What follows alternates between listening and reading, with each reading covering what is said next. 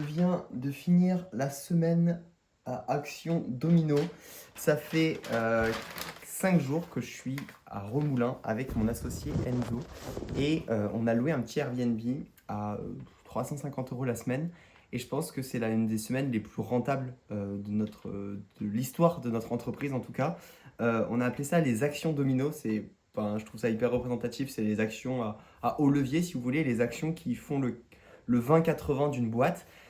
Et en fait, on est venu ici, on s'est posé, on a travaillé comme des oufs pendant une semaine et je vais vous raconter un petit peu toutes les actions qu'on a fait, comment dans ton business tu pourrais appliquer certaines choses qu'on a fait, qu'on prend peut-être pas le temps de faire en temps normal et qui vont tout changer, comme par exemple la vision de la boîte. Je vais t'en parler, ça a été un énorme déclic pour moi et pour nous deux. Et sinon, les autres actions, il y a vraiment eu beaucoup de choses, je sais pas si tu vois tout, mais voilà, c'était incroyable et j'ai beaucoup appris. Donc voilà, on est à Remoulins, à 30 minutes de chez nous. Là, on revient d'une sortie vélo, on s'est autorisé une sortie vélo de allez, 2 heures et demie, c'était vraiment cool. Parce que honnêtement, toute la semaine, sinon on n'a fait que travailler. On se levait pas hyper tôt, mais c'était à 6h30. Tous les matins, on s'est levé à 6h30. On travaillait non-stop Enfin, on faisait une petite balade de 10 minutes pour vous parler un peu du programme de la journée. À chaque fois, c'était balade de 10 minutes.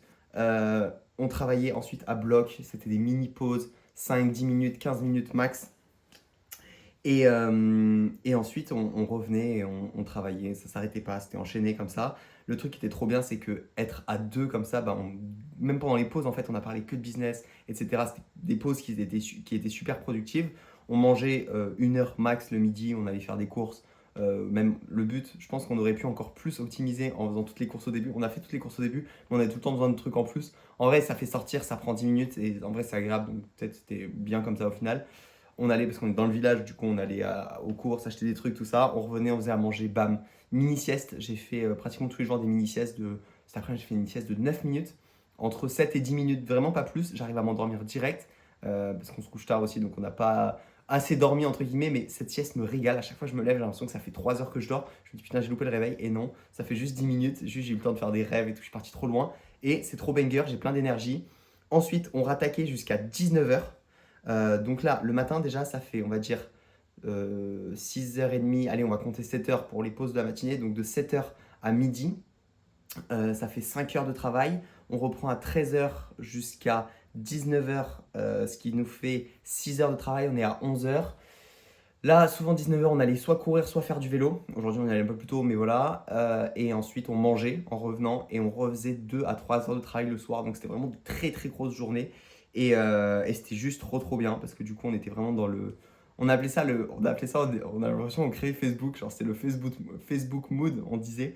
Parce qu'on était juste là comme deux tryharders. Il y avait les poils qui traînaient et tout. On faisait pas la vaisselle. Enfin, bref, c'était le mood, tu vois, c'était trop bien. Et voilà, on a fait toutes ces actions-là. Donc c'était vraiment génial. Euh, je voulais faire la liste des choses qu'on aurait pu faire mieux, mais en fait, il n'y a pas grand-chose. Il y a juste une chose là qui vient de me traverser l'esprit, c'est que on a quand même pris quelques calls. Et je pense qu'on aurait dû, pendant cette semaine, parler à personne pour la sélection des habitants, etc. Après, au timing de notre entreprise, là, on était un petit peu obligé de prendre des appels, mais en vrai, ne pas prendre d'appels, savoir que tu as la semaine. Il n'y a rien qui te bloque à tel moment, il y a pas de je dois faire ça à tel moment. Genre, c'est une semaine libre et tu as juste tout ça à faire. Voilà, donc ça c'est le petit bémol. Mais sinon, pour vous raconter comment on a fait tout ça, on s'est posé dimanche dernier dans le jardin de notre maison et on a fait un espèce de euh, giga papier comme ça. Et c'est en fait une giga to-do list où dessus, en fait, c'est vraiment aberrant tout ce qu'il y a. Et on a réfléchi en fait d'abord au plus gros levier qu'on pouvait faire en fait dans notre entreprise qui pourrait tout changer. Alors on n'a pas tout fini là, il reste deux trois trucs, mais bon on est vendredi soir, il est 17h, on part demain matin, donc on va essayer de vraiment tout finir avant.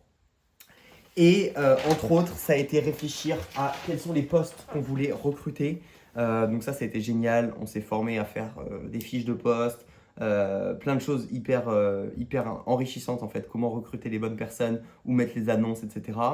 Voilà, pour vous raconter un petit peu les activités qu'on a pu faire, sur quoi on a pu travailler. Moi, c'est sur la levée de fonds pour la nouvelle maison. Ça a été un bazar monstrueux en fait, parce que les chiffres, c'est hyper important. Et en fait, tu changes une variable, ça fait changer tous les chiffres. Donc, quand on changeait en fait combien on allait gagner ou voilà, le taux de remplissage, etc. Ça changeait tout. Et en fait, pendant cette semaine-là, j'ai changé complètement le modèle que j'avais proposé aux investisseurs parce qu'on voulait proposer quelque chose qui n'était pas assez viable pour nous. Donc je suis super content d'avoir ce nouveau modèle. Là, je vais rappeler début de semaine prochaine les investisseurs pour voir s'ils sont partants pour ce modèle-là où en fait on leur vend des parts d'une société. Du coup, on a créé une nouvelle société. Je me suis lancé le défi de la créer, enfin de rédiger les statuts. Donc en fait, bon, on a une société qui est assez similaire, donc en fait, c'était pas très très compliqué. Mais j'ai rédigé les statuts d'une boîte, c'est 20 pages, écrit en petit et tout, c'était une aberration. Qu'est-ce qu'on a fait d'autre? En fait, on a parlé de plein de choses, on a mis des process pour la comptabilité, les chiffres dans notre entreprise, on traquait pas assez, parce que nous, c'est un petit peu complexe en réalité, hein, pour traquer. C'est pas si complexe, mais il y a plusieurs offres, toutes les prix sont, enfin, il y a plein de choses à des prix différents, etc. Et comme en fait, le process qu'on voulait trouver, c'était comment faire pour que ça soit le plus simple possible, que n'importe qui puisse gérer nos comptes, sans que nous, on ait rien à faire. Donc, j'ai fait des espèces d'Excel avec plein de différents tableaux en bas. Et chaque tableau sont reliés avec des formules dans Excel pour pouvoir, pour que ça se fasse bien. Enfin, que ça se fasse assez automatiquement, juste, ouais, clairement, c'est hyper automatique en fait le résultat. Je suis très content de ce que j'ai pu faire là-dessus. Voilà, Enzo a recruté un poste de sales pour la boîte, quelqu'un qui vend. On cherche un profil donc qui commence en quelque sorte en 7 heures et qu'on va, enfin, 7 heures, juste c'est appeler les gens qui candidatent ou prendre le premier appel avec eux quand ils réservent un appel, juste pour prendre la température, etc. Ensuite, c'est quelqu'un qu'on aimerait monter sur le closing et ensuite on aimerait qu'il soit head of sales en fait de l'entreprise parce qu'on a des grandes ambitions et on aura besoin de plusieurs personnes qui seront dans l'équipe commerciale. Donc voilà, c'est quelqu'un qui veut monter et moi de mon côté, je me suis occupé de faire la fiche de poste. On l'appelle Vivi. Alors c'est marrant parce que c'était un petit peu cliché d'une femme qui serait assistante d'entreprise, qui serait un peu notre bras droit, etc. On l'appelait Virginie. Donc on disait, ah ouais, ça c'est le poste de Vivi. Et on rajoutait des trucs, on rajoutait des trucs, on rajoutait des trucs dans le poste de Vivi. Puis après, on s'est rendu compte de, ok, le 80-20 de ce qu'elle doit faire, c'est clairement faire en sorte que les clients soient satisfaits. Donc augmenter la satisfaction client, c'est pas sorcier ce poste. Attendez, je vérifie juste que ça filme toujours, c'est magnifique. C'est pas sorcier, on le fait actuellement, mais en fait, pareil, Enzo, c'est Enzo qui s'en occupe, ça lui fait des appels avec ou des petites choses à gérer. C'est en fait sur nos co-living, si vous voulez, on a des maisons où les entrepreneurs vivent ensemble, etc. Et le but, c'est que sur les co-living, tout roule, tout aille bien, et dès qu'il y a un petit problème, il y a quelqu'un qui s'en occupe directement. Et que ce soit pas nous pendant nos deep work, en fait, qui soient coupés, c'est un des postes les plus stratégiques là qu'on aurait besoin. Et en plus, ce poste-là, du coup, connaît les co-living, connaît les maisons, et quand on ouvre de nouveaux co-living, de nouvelles maisons, elle pourrait les aménager et nous aider sur cette partie-là. Comme ça, nous, ça fait pas une semaine sur quoi on doit aménager, et on peut plus avancer sur nos projets. Non, c'est pas le plus opti. Donc voilà un petit peu tout ce qu'on a fait et une des choses très importantes qu'on a faites hier, et je vais vous expliquer la technique qu'on a fait pour le faire, c'est poser la vision à 1 an, 3 ans, non 1 an, 5 ans et 10 ans. Le conseil même c'était de faire 1 an, 3 ans, 5 ans, 10 ans, mais on n'a pas fait 3 ans. Et en fait, on a fait quelque chose de. Je me suis dit, on en parlait, j'essayais à Enzo de lui poser des questions. Je dis, mec, tu nous vois avec combien de maisons dans 1 an, combien de chambres, etc. On en parlait sur le vélo, quand on faisait de la course à pied, etc. Dès qu'on travaillait pas, en fait, on avait l'occasion, on en parlait. On en a bien discuté pendant une semaine. Et puis à la fin, j'ai dit, bon, il faut la mettre sur papier. Et je pense qu'on peut faire un truc marrant. Je sais pas comment j'ai eu l'idée, mais c'est de mettre un enregistrement, en fait, tout simplement, pendant qu'on mangeait de tout et on a discuté sur dans 1 an on se voit là, dans 5 ans on se voit là, dans 10 ans on se voit là. On a échangé et après j'ai envoyé ça à ChatGPT et je lui ai dit fais un résumé de ce qu'on a dit. Et putain, rien que quand j'ai lu la version de ChatGPT, j'ai eu des émotions de ouf en mode ah ouais, c'est exactement ça. Et en fait, je sais pas, le voir, ça m'a. Ouais, j'avais des sensations de fou en moi. Bref, c'était trop bien. Du coup, après, j'ai réécrit un petit peu. J'ai fait cette tâche hier après, ça m'a pris bien 2-3 heures, mais tellement rentable. Je pense elle est sur notre site. On va la mettre sur notre site internet. Vous pouvez aller voir sur Entrepreneur du Château. On va faire un onglet où on la met quelque part. Et voilà. En fait, c'est juste vers quoi on veut aller avec la chaîne de co-living. Dans un premier temps, dans 1 an, forcément, on développe, on achète des maisons, on loue plus de maisons, on permet à des entrepreneurs de vivre ensemble dans un bon environnement.